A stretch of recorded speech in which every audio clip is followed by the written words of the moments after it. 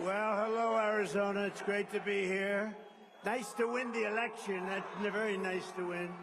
And I want to wish everybody a very Merry Christmas. They don't say that too much anymore. We say it. And when I had all that smoke backstage, I said, hey, are there any steps in front of me? I don't want to go down. I go down, that would not be good. We don't want to do that, nice and slow. But I just want to thank you. What a beautiful production this is. What a great job the whole group does. And been amazing. Turning Point's been amazing. And it's really been tremendous numbers of American patriots. It's really been great. And you saw what happened last month. And we had Turning Point's grassroots army. It's an army. They turned out to vote.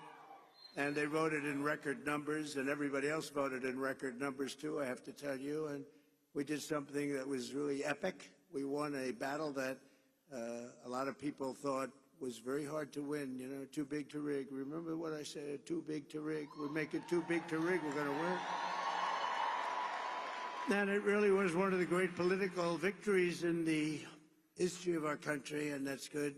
They said one of the very big radical left newspapers said the most consequential election in the last 129 years. And I said, couldn't they have made it a little bit longer than that? You know, 129 years, but that's pretty good. But we won. Oh, it's so nice. We won the popular vote by a lot, by millions and millions.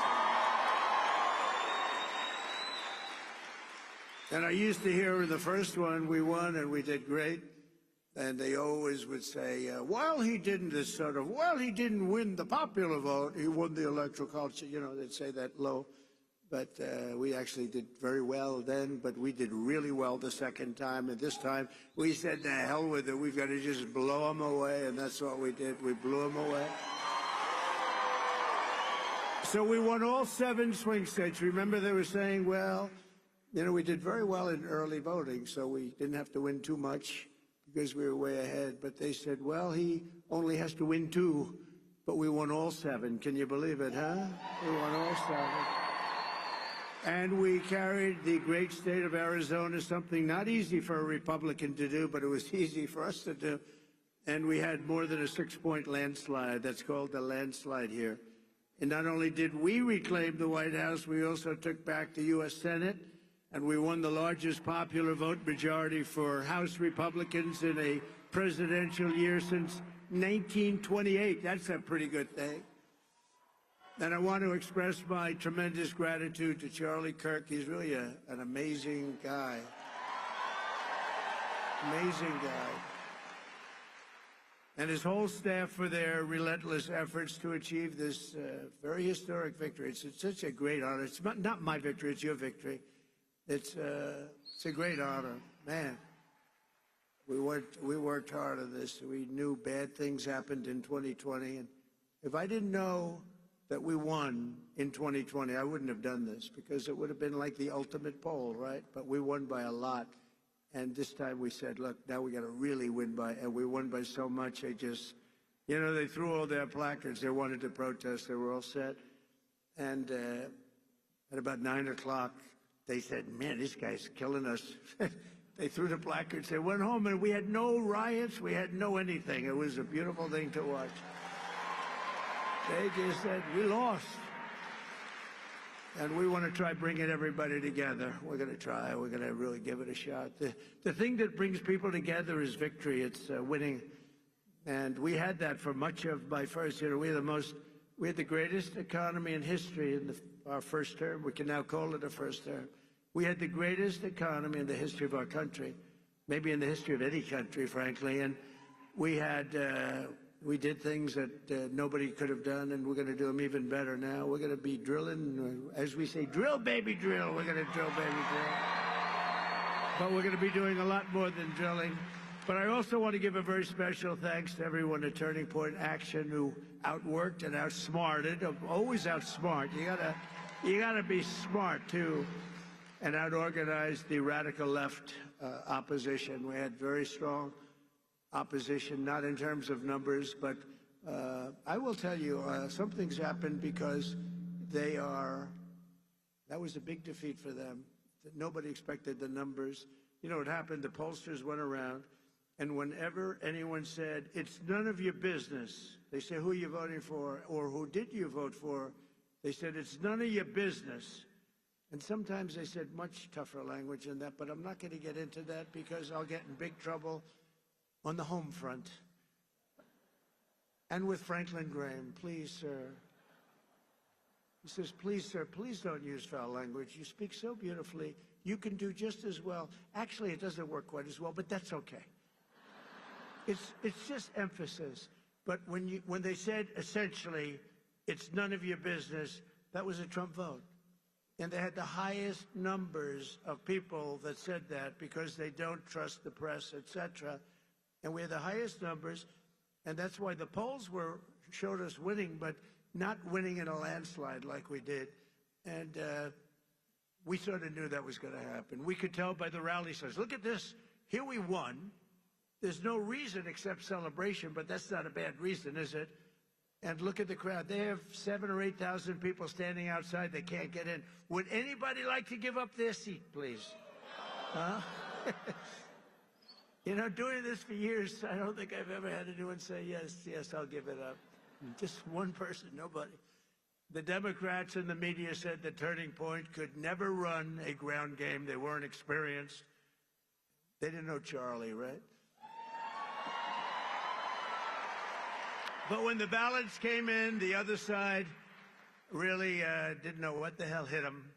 They got hit hard. The victory was such an outstanding one, such a big one. And the other side now, and we don't want this. We want people to be happy and healthy. But they did. They lost their confidence. If you watch television now, they're all befuddled. They don't know what the hell happened. They're befuddled, to use quite a nice word that my mother used to use years ago, talking about somebody that's a mess. But they did. They've lost their confidence, and hopefully they'll lose it for a long time and then come over to our side because we want to have them. We want to have them. And we're going to have some inauguration on the 20th. We're going to have something. It's going to be great. Going to be great.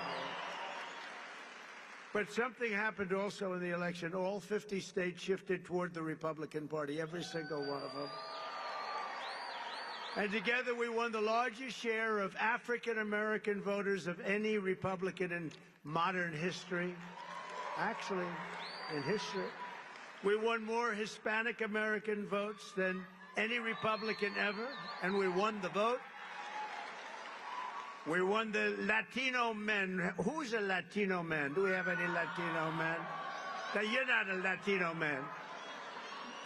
Very beautiful woman, but a man you are not. Of course, nowadays, who the hell knows? But we won the Hispanic, I call Hispanic. I always said, do you like Latino or Hispanic? Let's go. Let's do a free poll. Who likes to be called Latino? Okay, that's what's always happening. Listen to this. Who likes to be called Hispanic? Not as good as usual. But we won half of all voters aged 18 to 29. There's never been anything like that. We won by 36 young people. And we got the highest share of youth vote of any Republican ever before in history. And we had great people. You know, my son Barron said, Dad, you got to see this one, that one, this one. He said he likes Joe Rogan a lot, too. He said, you got to see Joe Rogan. Dad, you got to do an interview with these people. And he is a sort of a feel for young people. I guess that's a nice thing to have when you're young. But he has a feel for it, and it was amazing. So we got the highest vote ever for a Republican candidate. We won by 36 points with young people. That never happens. A Republican loses by 36 or 40. So I'm going to have to start thinking about TikTok. I think we're going to have to start thinking. Because, you know, we did go on TikTok, and we had a great response. We had billions of views, billions and billions of views.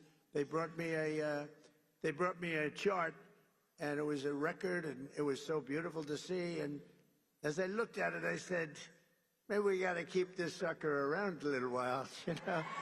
Who wants to? Oh, look, I see Sheriff Joe. Sheriff Joe, could we use you on the border? Stand up. Sheriff Joe. Look at that. He had no problems with the border. You could straighten your border out in 2 minutes. We'll put Sheriff Joe over there. And and you're looking good, Joe. You're looking good. And we miss your wife, right? Your great wife. She's up there proud as hell of you. But he had no border problems. You didn't have any border problems. And we'll do that very shortly for you. We're going to have, you have a governor that doesn't know what the hell she's doing. You have people that don't know what they're doing. And we're going to change it because your border is a disaster. Your border is a disaster, what's going on. And you just have a few days to wait. We're going to be fully operational, I would say, by about 2 o'clock on the 20th. 20th of January. With your help, we gained 23 points with voters under the age of even 25. Think of that. We gained 23 points. And in the election of 2024, our movement not only won a mandate, but we built new American majorities all over the place and will define our country's future. I believe it's going to define our country's future for generations to come. That's going to happen. It's, you know, there's some people called up that are great people, actually, great business leaders called, a lot of them. And some of them weren't exactly on my side, but they're on my side now. But they said there's a light over not only the country right now, but over the entire world. And it is happening. And we want to get some of these, wars that would have never happened, like Russia, Ukraine would have never happened. Israel would have never been attacked, would have never happened. We wouldn't have inflation. We wouldn't have had that Afghanistan horror show, that horrible, horrible, the way we left, leaving billions of dollars of equipment behind and 13 soldiers. And, you know, nobody ever mentions, and I mention because I love them, and they're all watching right now. 48 soldiers that were horrifically injured. Nobody ever, they lived, and they don't talk about them, but these are incredible warriors that were hurt so badly with the legs and the arms and the face, and hurt so badly. 48 of them. And we love you. You're listening, and we love you. We're not forgetting you.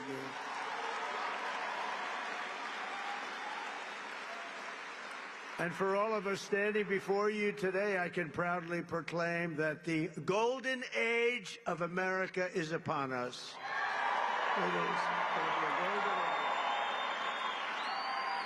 It's going to be a golden age. There's a spirit that we have now that we didn't have just a short while ago. Sadly, we didn't have. Well, who the hell can have a spirit? Watching women get beat up in a boxing ring? I don't think that's spirit, right? We're going to end that one quick.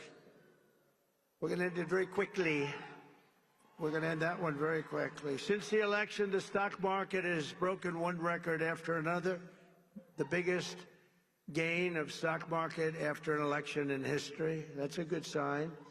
In a single month, small business optimism soared 41 points, which is a record. That's a record. Bitcoin has surged to an all-time record high of $108,000. Congratulations. Congratulations. And just last week, in an overwhelming statement of confidence in our leadership, the CEO of SoftBank, a very highly respected man in Asia, Masayoshi Son, you probably saw it, announced that he will be investing, and only because I won the election, he made that clear, only because he has confidence in the United States, between $100 billion and $200 billion. And he's going to be investing. It's equal to about 100,000 jobs at least. And all over the world, people are investing now. They're starting the investments, and it's going to be a beautiful thing with the jobs.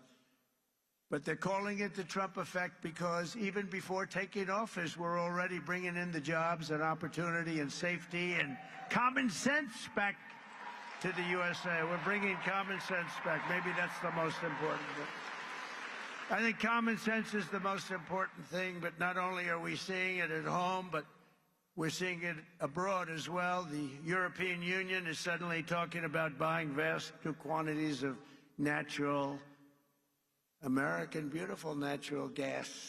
It is beautiful, and it's very inexpensive. It's a lot less expensive than windmills all over the place. A lot less expensive. But I've informed Mexico and Canada that they will have to step up and stop the illegal aliens and illegal drugs from pouring into our country. Have to stop. And that goes for the European Union, and it goes for many other places. European Union's treated us very, very badly. We have hundreds of billions of dollars with deficits. They don't take our cars. They don't take our agricultural product, but we take theirs. And they've got to be careful. They can't treat us that way. They're not going to be treating us that way for long, that I can tell you. Because we're not going to let them turn the United States into a dumping ground. We're not going to let it happen. We pay Canada in subsidies and deficits over $150 billion a year. And you say, why are we doing that? Why are we paying Canada $150 billion? Essentially, we're paying Canada, and we love Canada. I have so many friends. I love Canada. I love it. But why are we spending $150 billion on Canada? Yet Canada allows people and drugs to flood in through our northern border. You know, we have a northern border that's not doing so well either. Likewise, people are coming in from Mexico in numbers that have never, ever been seen before.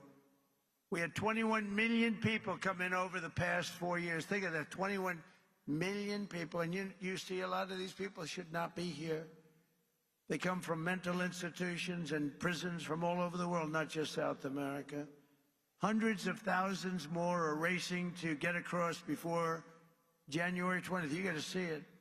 And I was very strong with Mexico. I spoke to the new president, who was lovely, wonderful woman, and President Sheinbaum, wonderful woman, actually. But I said, you can't do this to our country. We're not going to take it anymore. You can't do it. But I've informed Mexico that it just cannot continue. We're not going to let it continue. The United States has lost 300,000 people a year. Think of that. I don't know. I mean, how many people, everybody you meet said, I lost my daughter, I lost my son to drugs, to fentanyl, mostly to fentanyl, but to drugs. Families are being destroyed, and we're going to stop it. We're not going to let that happen. And we're also going to be doing something that's, I think, going to help a lot. We're going to do very big advertising campaigns, just like a campaign for running for president. We spend a lot of money, but it'll be a very small amount of money relatively. We're going to advertise how bad drugs are for you, how bad they are. They ruin your look, they ruin your face, they ruin your skin, and ruin your teeth. If you want to have horrible teeth, take a lot of fentanyl. If you want to have skin that looks so terrible, take fentanyl. We're going to show what these drugs are doing to you. Nobody's done that before, and we're going to do it. And that is, it's going to be like running a political campaign, just like running for president, just like we just did. We had some pretty good ads, right? We explained what these people have done, how they're destroying our country. I mean, who would let millions of people pour in from prisons and jails and mental institutions, and I always say insane asylums? You know, the press gave me a hard time because sometimes I'd use the word, a name, Hannibal Lecter. They said, why does he mention Hannibal Lecter? That has nothing to do with it. Why would he? I mean, are they stupid? The fact is that we don't want Hannibal Lecter. You know what that is? Silence of the Lambs. We don't want Hannibal Lecter, Dr. Hannibal Lecter in our country, do we, huh? And you know what happened when they went to the voting booth, or, unfortunately, if they signed their mail-in ballot? But we got by it. We got to change all of that stuff. We got to have great, fair, confident elections. But when they went into the booth or they signed their ballot, they said, Hannibal Lecter, that's a bad guy. We don't want him here. They knew that. They didn't like that. They didn't like that I used him because it's a good It's a very good example. It's like incredible, incredible what they do. We need borders, we need fair elections, and we need a free and fair press. And we're going to try getting all of them. As another example of the things we're doing and looking at, it's such a terrible thing is happening. The Panama Canal is considered a vital national asset for the United States of America due to its critical role of American economy, the whole world economy, and also national security. The Panama Canal. Has anyone ever heard of the Panama Canal? Because we're being ripped off at the Panama Canal like we're being ripped off everywhere else. A secure, he just said take it back. That's a good idea. Where do you come from, sir? He doesn't come from Panama. Oh, yeah, good. A secure Panama Canal is crucial for U.S. commerce and rapid deployment of the Navy from the Atlantic all the way to the Pacific. It's an incredible thing, and drastically cut shipping times down to U.S. ports by days and even weeks.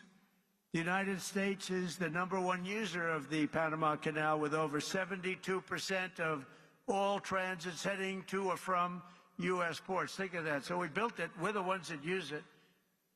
They gave it away. Considered one of the one of the great wonders of the world.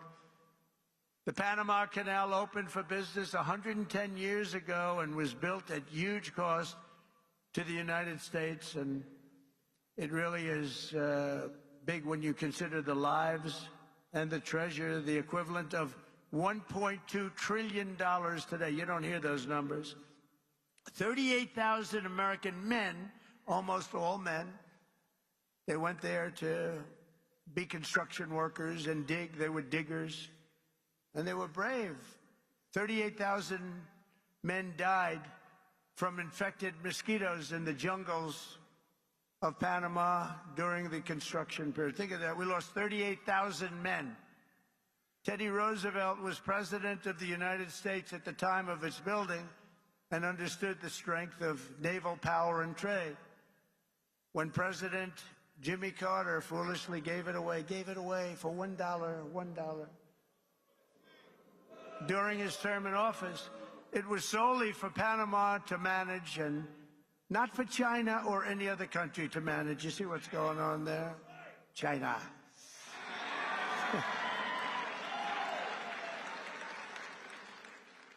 It was likewise not given for Panama to charge the United States, its Navy, and its corporations doing business within our country exorbitant prices and rates of passage, which they do. They charge us like it's a disgrace.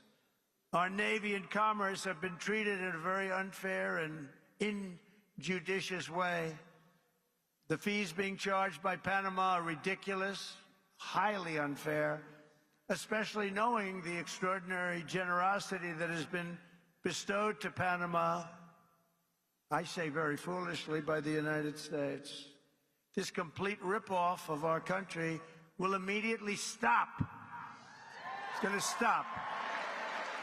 The United States has a big and vested interest in the secure, efficient, and reliable operation of the Panama Canal. And that was always understood when they gave it to Panama. Can you believe that? We would never have done it if we thought what's happening now can happen, and we would never, and we will never, ever let it fall into the wrong hands. But it's falling into the wrong hands. It was not given for the benefit of others by a token of cooperation, but it was given to Panama and to the people of Panama, but it has provisions. You got to treat us fairly, and they haven't treated us fairly. If the principles, both moral and legal, of this magnanimous gesture of giving are not followed, then we will demand that the Panama Canal be returned to the United States of America in full, quickly, and without question. I'm not going to stand for it. So to the officials of Panama, please be guided accordingly. William McKinley, the 25th President of the United States, was because of the vast sums of money that he brought into our country, the person really who got us the money that President Theodore Roosevelt used to build the Panama Canal and a lot of other things. McKinley was a very good, maybe a great president. They took his name off Mount McKinley, right? That's what they do to people. Now, he was a great president, very good president at a minimum. He was a very good businessman. He was a businessman, then a governor, very successful businessman, and then he ran for president, and he won. And he was able to use business principles, and he was a strong believer in tariffs. And we were actually probably wealthiest of any time, relatively speaking, at any point in the history of our country. In the 1890s, we were so wealthy, we had commissions set up what to do with all the money that we were taking in. We had no income tax. We only had tariffs. I consider that to be the most beautiful word in the dictionary. But President McKinley was the president that was responsible for creating a vast sum of money in the United States that Teddy Roosevelt then spent. So let's say they were both excellent presidents, but McKinley did that, and that's one of the reasons that we're going to bring back the name of Mount McKinley, because I think he deserves it. I think he deserves it. There are lots of things we can name, but I think he deserves it. That was not very gracious to somebody that did a good job, and as you know, he was assassinated. He was assassinated. We have accomplished so much in just 47 days since the election, but that's only the beginning of what we will achieve together as the 47th President of the United States of America. Over the past few weeks, I've nominated an all-star cabinet of some of the most fearless, determined, and brilliant individuals ever to step forward for public office. And we're getting great reviews, I have to say, and they're all doing well. But we're getting fantastic reviews on the people that we chose. It's we chose. Because I wouldn't choose them if I didn't think you liked them. I don't have that kind of courage. You like every one of them, and everybody. I mean, people are amazed at the quality. Our Secretary Scott of the Treasury is central casting, the whole group. But to get wokeness out of our military and restore the unquestioned strength and fighting spirit of the American Armed Forces, I have appointed Pete Hegseth to be our next Secretary of Defense. He's going to be great. You know, I've interviewed with him a lot on Fox, and all he ever wanted to talk about was the military, including when we weren't on. He'd talk about the military. He'd talk about how unfairly our soldiers were treated. Can I give a pardon to this one or that one who was treated so unfairly? They teach them to be fighting machines, and then when they fight, they want to put them in jail for 35 years. And he was very strong on that. That's all he wanted to talk about, really, and it just seemed so natural to me. Plus, he had a great education, went to Princeton and Harvard, was a tremendous student, and he's a very vibrant, strong guy. I think he's going to be great. He's doing well to make our intelligence community respected even more. I don't even think the word even is right, because we had some bad years with these people. But we're going to do something. We're going to stop looking at all of these horrible foreign wars that we've gotten ourselves through stupidity. We're in wars at countries that nobody ever even heard of before. And we're going to be smart. We're going to be guided by strength. And we're going to have peace through strength like we had. I had no wars other than I wiped out ISIS. We wiped out ISIS in a small fraction. They said it was going to take 5 years. It took 4 weeks. We have a great military, not the ones you see on television, the real generals, but I've nominated Tulsi Gabbard as our Director of National Intelligence.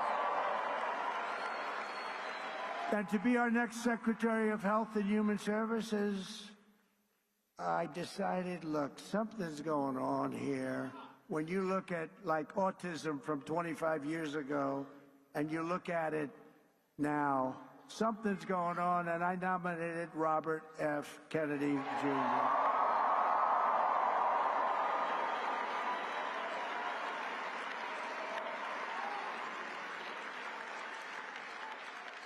Think of it. Think of this. 25 years ago, autism, 1 in 10,000 children. Today, it's 1 in 36 children. Is something wrong? I think so. And Robert and I and all, we're going to figure it out. But did you ever hear numbers like that? Something's wrong. Something's wrong. Likewise, there's been a 25% increase in childhood cancer and a staggering increase in chronic diseases. So together we're going to make America healthy again. We're going to make America healthy again. Something's happening. Something bad is happening. And to end the weaponization of law enforcement and restore fair, equal, and impartial justice, we will have an outstanding new Attorney General in Pam Bondi. She's fantastic. She is fantastic. Known her a long time. And I'm very pleased to report that Christopher Wray is on his way out. He's resigned. And he will soon be replaced by our next FBI director, somebody who I think is going to be one of the greatest, maybe the greatest director of them all, Kash Patel.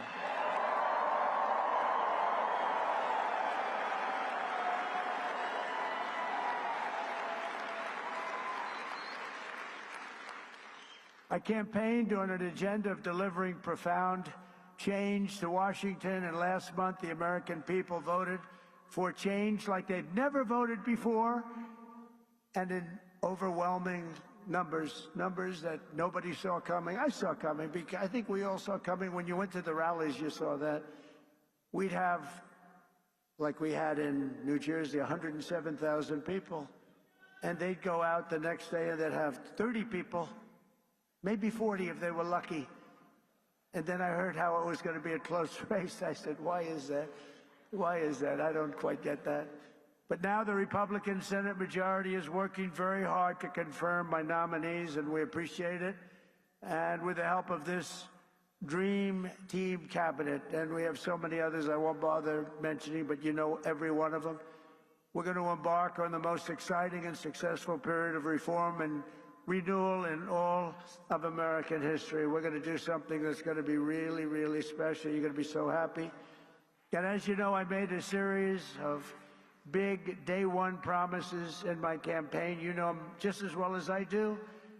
And 29 days from now, I intend to keep those promises to the American people. And just as we did 4 years ago, my administration will live by the motto, promises made, promises kept. We did keep our promises.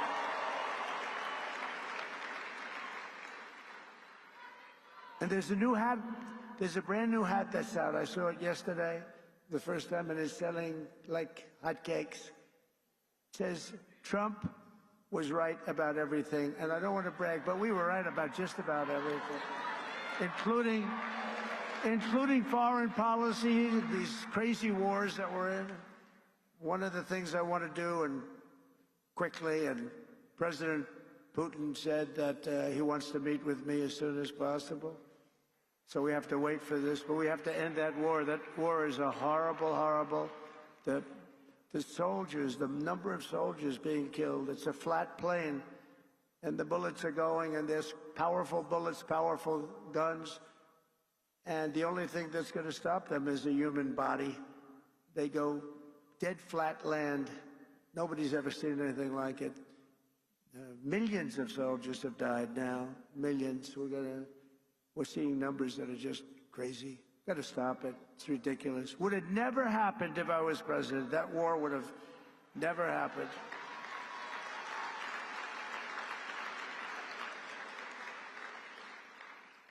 And October 7th, Israel would have never happened either. So much our country would be so different and the world would be so different. But it's not. So we have to make it great. We're going to make it great. We're going to do it as quickly as we can. On my first day back in the Oval Office, I will sign a historic slate of executive orders to close our border to illegal aliens and stop the invasion of our country. And on that same day, we will begin the largest deportation operation in American history, larger even than that of President Dwight D. Eisenhower. And as part of Operation Aurora, you know all about Aurora, how horrible that's been. Every single foreign gang and illegal alien member, all of this criminal network operating on American soil will be dismantled, deported, and destroyed. Going to get them out. Think of it. They sent their gang members to us. Busload after busload. We had an open border. They're gang members. They're drug dealers. They're drug addicts. People that were sick. People that were healthy and strong. What the hell was that? You get the little yips up here every once in a while. I wonder why. That was a strange sound. I've heard some very strange sounds. Every foreign gang member will be expelled, and I will immediately designate the cartels as foreign terrorist organizations. We're going to do it immediately. And we'll unleash the full power of federal law enforcement, ICE, Border Patrol. How good is, by the way, how good is Tom Homan, right?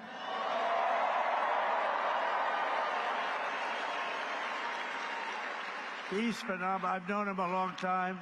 I'll bet you Sheriff Joe likes Tom Homan, right? Sheriff Joe, yes? Yep. He goes, yep.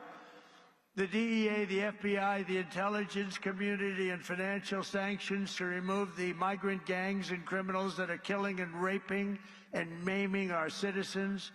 We're going to get them out. We're going to get them out. We're going to get them out fast. We have no choice. We have no choice, by the way. I don't want to do that, but we have no choice. Last thing I want to do could have been so much easier. The election wasn't rigged. It would have been a much different thing. But this will show something. This is going to show how we do it and how good we are. You know, we showed how the opposite philosophy runs a country, and it wasn't good.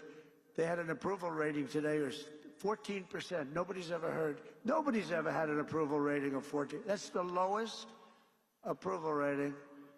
And we're going to have a very high, in fact, we already have a very high approval rating. We're way up, way, way, way up, higher than almost anybody, higher than anybody as of this morning. We will end the occupation, and January 20th will truly be Liberation Day in America. Is that okay? Liberation Day. And this great liberation will be in honor of all of the victims of migrant crime and all of the angel moms and angel dads who have lost their really incredible kids that, you know, they're going around for years and years. And I talk to them all the time. I know so many of them. And many of them are here. And we can just say, we love you, we're with you. They had so little help from the politicians on the other side. We're joined today by Patty Morin, the mother of Rachel Morin, who you know all about, a beautiful mother of 5 who was murdered by an illegal alien monster who entered our country under the open border policies of the Biden administration. Your borders are always not too good. Your borders are, that was not Tom Homan, I can tell you. But Patty, those days are over, and they will soon be over. I hope we're just not going to have, how can you say never again, but we're going to have as few as possible. It's going to be rough, and it's going to be rough on the ones that do that kind of damage to you and to our country. Where is Patty? Is she here someplace? I just want to thank her. Hi, Patty. Thank you very much. Thank you very much for being here. Appreciate it. Thank you, darling. Do you want to come up for a second, Patty? Huh? Do you want to come up? I had lunch with Patty, and she suffered greatly. I said, let me help you with your eyes, because I want to help her with her eyes. She has an eye situation that can be fixed with some medical help. Many of them can't be fixed. I said, Patty, get your eyes taken care of. I'll take care of it. Just get it done. I hope you got it done. Did you have them done yet? Did you have it done yet, Patty? That's great. Oh, you look good, Patty. Be careful.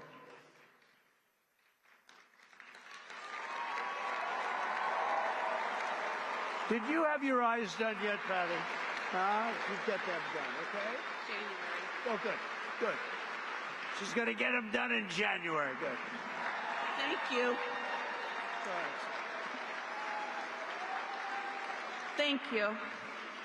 The first time I met President Trump in person, he invited us to lunch, my attorney and I. And to be honest, I didn't do anything. I just sat there. I didn't really speak because I wanted to watch the man and listen to what he had to say and what his conversation was like, because I knew he wasn't a politician, but I knew that he had been president before, and I wanted to see if he was a real, authentic man who actually cared for the American people. And so I watched him. I watched how he interacted. I also watched how much his staff really respected him and how much his staff loved working for him. But the thing that changed the way that I looked at him as a person was I realized that he was a dad, that he was a grandfather, and when you spoke to him, you could see in his eyes that he genuinely cared about his fellow human being. But the thing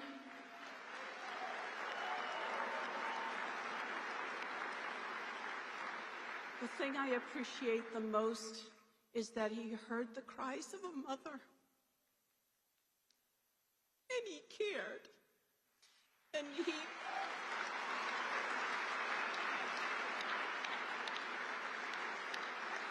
made a promise that he was going to protect us and that he was going to help us. And that's all you can ask from your president, but also just from a fellow human being. And so I personally, I am so honored to know this man and to think of you as a friend.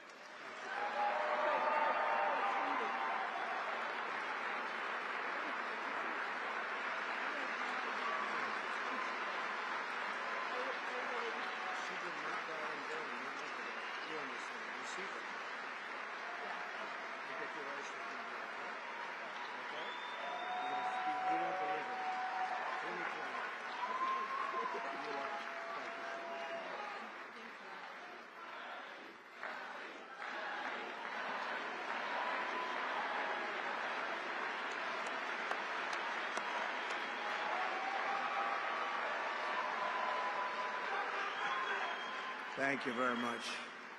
She's been through hell. Who wouldn't be? I mean, so many people, so many, I call them angel moms, and they go through hell. And many of them say it doesn't get any better, but we have to hope it does get better. Also with us is a very special guy, the president of the National Border Patrol Council, Paul Perez. He's incredible. He's doing a fantastic job, and he wants to do the job right. Hey, Paul, come on up here, Paul, quickly. Paul, in 1 month, the Patriots of Border Patrol will once again have a president who will back you and will have you, and we're going to work together as we have done in the past. You know, we had the safest border in the history of our country, and you remember the famous sign that I pulled down. That sign was about how good the border was. I haven't used that sign much lately. Well, we won, so I guess I don't have to use it, but we really do have to use it, because the fact is that we have to have strong, safe borders, and we have to have men like this, and women who are doing an unbelievable job. I've gotten to know a lot of them. I'll tell you what, they're tougher than I am. I don't want to mess with them, right? But this man has done as the head, and also replacing a very good guy. We know that, right? And he's going to have a good life, I hope. He's going to, because he was a very special guy, and you're a very special guy. Say a few words, please, Paul. I mean, we're back. America is back. The strength and security that Donald Trump brings to the White House is what we've needed. He's done it before. He's going to do it again. We're going to make all of these communities safe. And like Tom Homan said, if you're not going to help, get the hell out of the way. Donald Trump is by far the best president in the history of this country, and he's going to show everybody exactly why. Thank you.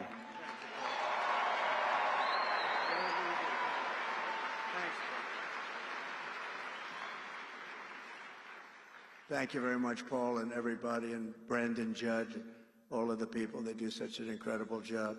We're also pleased to be joined by a man who just also, we really did well in Texas. And I heard Ted's speech. And he can come up and speak more if he wants, or he can just, you know, Ted's going to be going to a big event in a little while. Where's Ted Cruz? Is he here? He's here someplace. Ted? Ted? Oh, oh. Oh, he's in trouble. Oh. He's in trouble. No, he was here. Oh, good.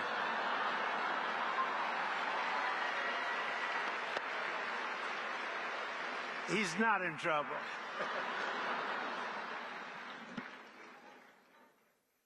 Keep Texas, Texas. Amen.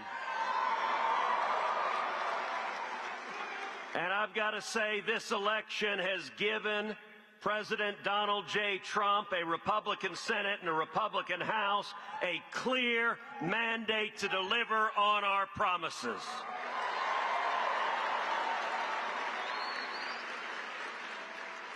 One month from today, President Trump will secure the border. We are going to bring back jobs. We are going to lower prices. We are going to protect American families. We are going to put criminals in jail. We are going to keep our kids safe. We are going to end foreign wars with victory. And I'll tell you, Mr. President, the results of this election, 7 battleground states, you won all 7. The people elected a Republican Senate and a Republican House to have your back, and we are going to deliver results.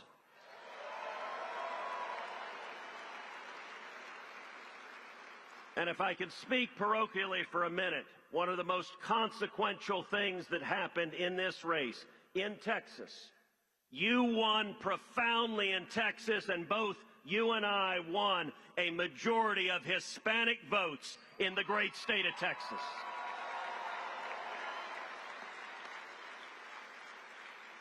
That is unprecedented. That is generational change, and it demonstrates that we are going to protect our nation, we are going to bring our country back, and we are going to make America great again.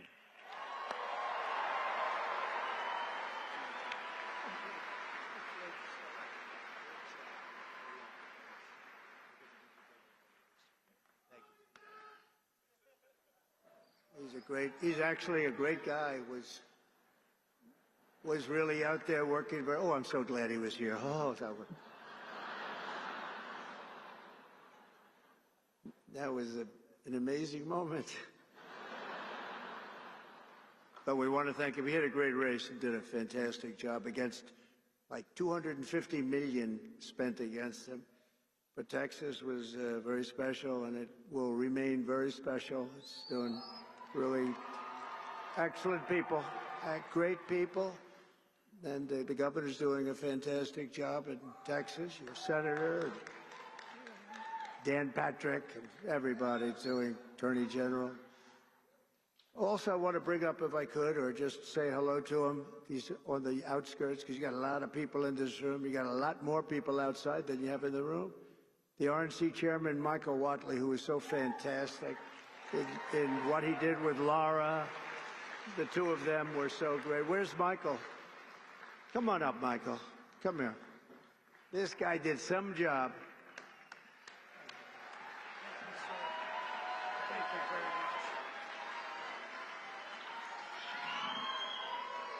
much. It takes three things to win in a battleground state. Number one, you got to get out the vote.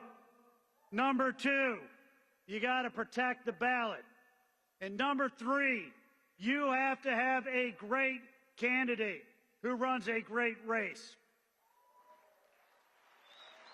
The people in this room helped us get out the vote. They helped us protect the ballot. We would not have been able to win all those battleground states without you. But when it comes to having a great candidate who runs a great race, there is simply nobody better ever than the 45th and now 47th President of the United States of America, Donald J. Trump.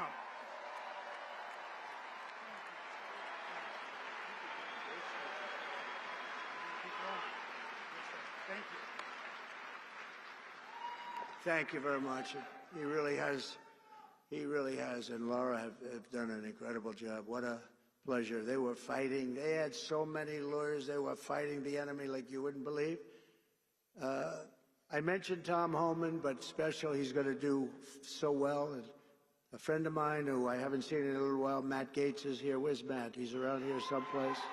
Matt Gaetz, who's got a big career set up. And just want to say hello to Matt. And Arizona GOP Chair Gina Swoboda. Wow, she is very, Gina, where's Gina? Because we're going to be backing Gina to run again. There she is, Gina. Gina, are you going to run again? Yes? Because if you do, you have my endorsement. So that should be good. Thank you. Thank you, Dylan. Great job you've done. A great professional golfer, a friend of mine. He's really a good golfer. Tom Pernice is here someplace. Tom, wherever you may be. Hello, Tom. Don't play him in golf. Play him in other things, but not golf. Trish Dugan is here, who is just a fantastic. Where is Trish? She's one of my great friends. Thank you very much. Has she helped? Trish has helped us so at a level that very few people can even dream of. So I want to thank you very much. Trish Duggan, please. Thanks. Where's Trish? Thank you, Trish. I think I see Carrie Lake. Is that Carrie Lake? Yes. Hi, Carrie. Stand up, Carrie. Hi.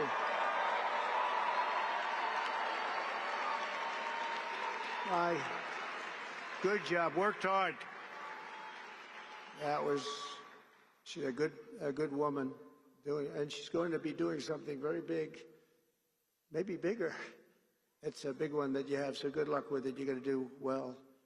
You're going to turn that around like nobody ever saw before, so thank you very much for accepting it. Sergio Gore, a friend of mine who's doing a fabulous job leading the presidential personnel. He's really working hard. Where's Sergio? He's around here someplace. Sergio, where is he? Hi, Sergio. Good job you're doing. We have some big announcements over the next few days, too, big ones. A great actor has been with us for a long time when it wasn't fashionable. Rob Schneider. Rob. He was here with a few of his friends when it wasn't quite as fashionable, right, Rob? But you were here. Thank you very much. Great job you're doing, too. Karen Robeson. Where is Karen? Karen is here, and she's, I hear, running for governor. She's going to be running for governor. Where's Karen? Hi, Karen. Hello, Karen. Are you running for governor? I think so, Karen, because if you do, you're going to have my support, okay? You're going to have my support. A man that is very non-controversial, a very unique, he really is a unique person, but he doesn't like controversy. His name is Steve Bannon. Has anyone ever heard of him? Where's Steve? Hello. Hi, Steve.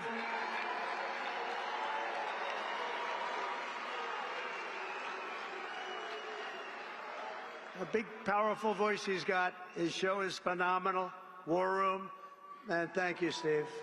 There's nobody like Steve. Thank you very much, Steve. And a Phoenix police officer who was shot 8 times in the line of duty, Tyler Moldovan, who I just saw backstage. Where's Tyler? Oh, he's got to be right there. There he is. Hi, Tyler. Thank you, Tyler.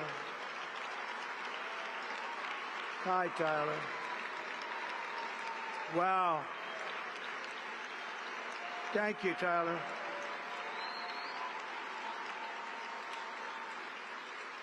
Eight times. Can you believe that? Think of that. 8 times, and he's looking great. Thank you very much. And to your family, beautiful wife. With the stroke of my pen on day 1, we're going to stop the transgender lunacy. And I will sign executive orders to end child sexual mutilation, get transgender out of the military and out of our elementary schools and middle schools and high school.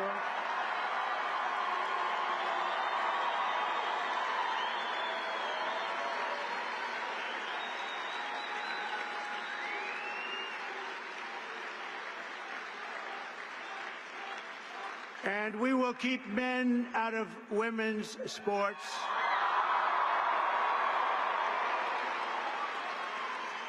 And that will likewise be done on day 1. Should I do day 1, day 2, or day 3? How about day 1, right?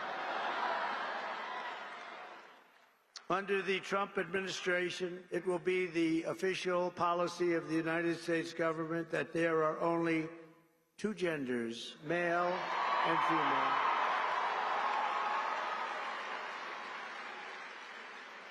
Doesn't sound too complicated, does it? To rescue our economy, I will sign day 1 orders to end all Biden restrictions on energy production, terminate his insane electric vehicle mandate, cancel his natural gas export ban, reopen Anwar in Alaska, the biggest site potentially anywhere in the world, and declare a national energy emergency. And do we have great people in energy, head of energy, Chris Wright, and Doug Burgum is the interior. And I merged both of them. You know, the energy had no energy. It just had the right to do energy. And interior had all the energy, but it didn't have the right to drill. So I merged them. And they're great friends. They're both very talented people. We're going to have so much oil and gas and other things, you won't know what to do with it. You'll say, please, President Trump, stop. We have too much. The prices are going too low, sir. Remember, we were $1.84 a gallon gasoline. Wouldn't that be nice? I will direct every cabinet secretary to cut 10 old regulations for every new regulation, which I did last time. We'll be getting rid of a lot of... Last term, for me, we did something special. We cut more regulations by 4 times than any other president in history, and we're going to top that record. Some of those ridiculous regulations were immediately put back on, and they were just hurting our country. That's why we had the best job numbers ever, because of what we did with regulation. You know, we cut taxes more than any president in history, and we cut regulations more than any president in history. And when I asked the people that run the big companies, which is more important, cutting the taxes or cutting the regulations, every single one of them so far has said the regulations were more important for jobs and everything else. Who would think that? but I will order federal workers to get back to the office in person or be terminated from the job immediately. And we will create the new Department of Government Efficiency headed by Elon Musk.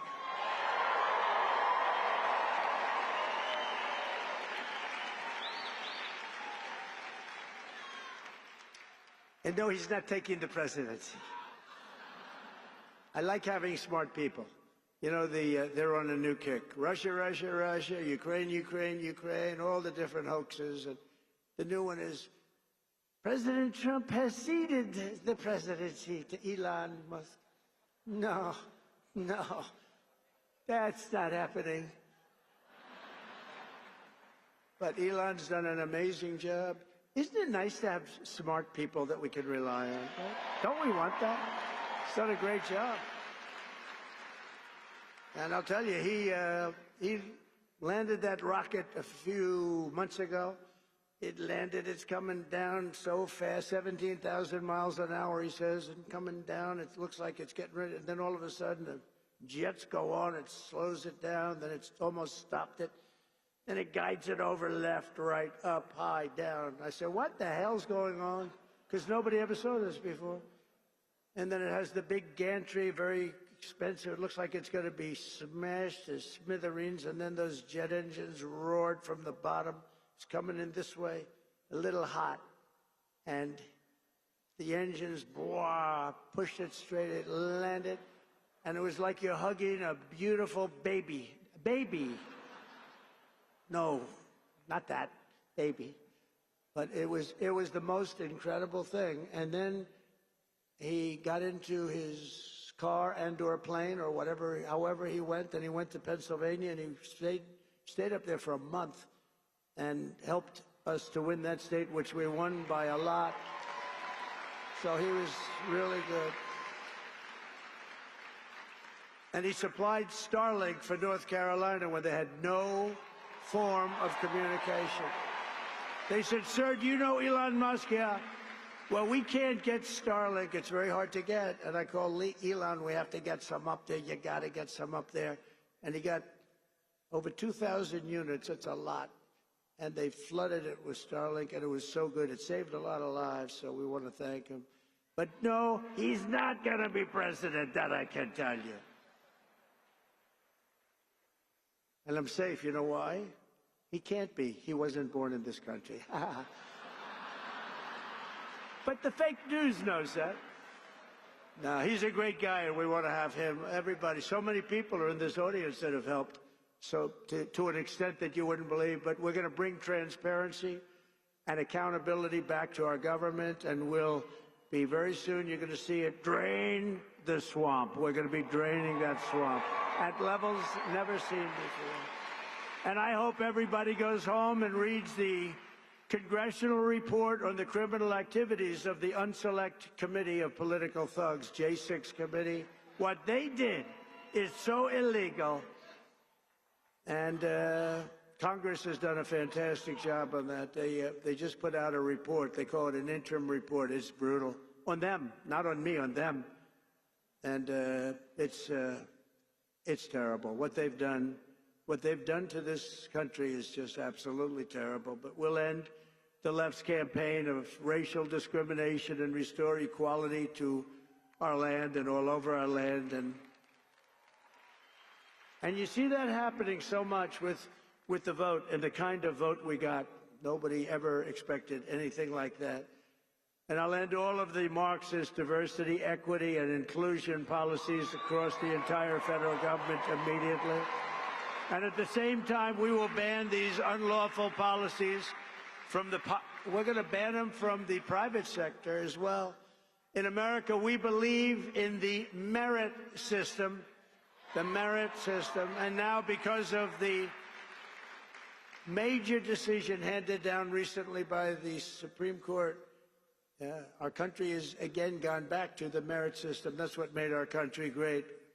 And I want to just thank the Supreme Court, because that took a great deal of courage for them to do that. And some people were surprised by it, but that's what made us great. Merit made us great. I will direct our military to begin construction of the great Iron Dome missile defense shield, which will be made all in the USA, much of it right here in Arizona.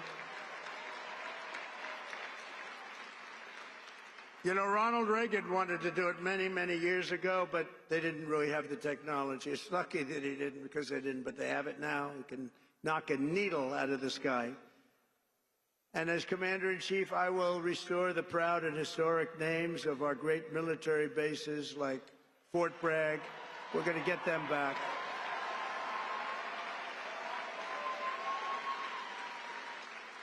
And woke has to stop, because along with everything else, it's destroying our country. We're going to stop woke.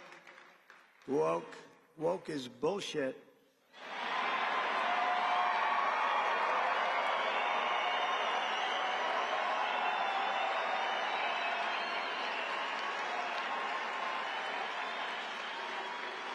As an example, in addition to the military bases, I understand they want to now rename 14 ships. We want to rename them. Some of these ships have had a great and glorious past. They want to take the name off and put another name down. Oh, I can imagine whose name they're going to put up. Not going to happen with me. It's not happening with me, I can promise you that. The actions I have described today are just a small preview of the common sense revolution, because that's what I call it, a common sense revolution that's coming soon to America, to a theater near you, right? But it's coming to you through your president, Donald J. Trump. The people have given us their trust, and in return, we're going to give them the best day one, the biggest first week, and the most extraordinary first 100 days of any president in American history. And in conclusion, on January 20th, the United States will turn the page forever on 4 long, horrible years of failure, incompetence, national decline, and we will inaugurate a new era of peace, prosperity, and national greatness. It's going to be national greatness. It will be something very, very special.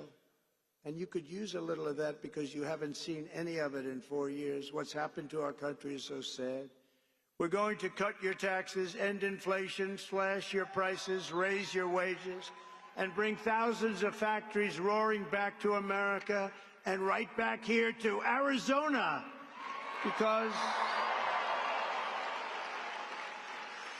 when I agreed to do this, and I had to do it for Charlie, because he's special, but I said, Charlie, I'll do it, but this has to be also a real tribute to Arizona, because they gave us such a big win. And I said, I'll get in my plane at 4:45 in the morning, and I'll fly here, but we have to really acknowledge and take care of the people of Arizona, because you were fantastic. And I just want to thank you for that big win. Not an easy win. And we're going to build American, we're going to buy American, and we will hire American. I will end the war in Ukraine. I will stop the chaos in the Middle East, and I will prevent, I promise, World War III. And we're very close to World War III. We will crush violent crime. We're going to stop violent crime. We're going to have to be tough. Please get ready. You're going to have to be tough. We can't let this happen. Our cities are crumbling. And give our police the support, protection, resources, and respect they so dearly deserve. And I rebuilt our entire military at a level that it had never been. Unfortunately, we gave a big chunk of it to Afghanistan. You believe that one? What a terrible thing. But we will again rebuild those sections of our military that have been so badly hurt. Plus, we give so much of it away. You know, when I came in the last time, we had no ammunition. Can you believe it? I was greeted with a general, sir, we're very low, almost no ammunition. I said, keep it quiet. Let's not let the enemy know that. That doesn't sound too good. Steve Bannon would say that's not a good thing. No ammunition is not good, right, Steve? And I built so much ammunition so fast. Nobody's ever seen anything like it. We give a lot of our ammunition away, as you know. And we have to take care of ourselves. We have to protect ourselves. And we have to make our country great. We just can't keep doing what we're doing, especially when these wars never had to start. They never had to start. We will rebuild our once great cities, including our capital in Washington, D.C., making them safe, clean, and beautiful again, and we'll do it quickly.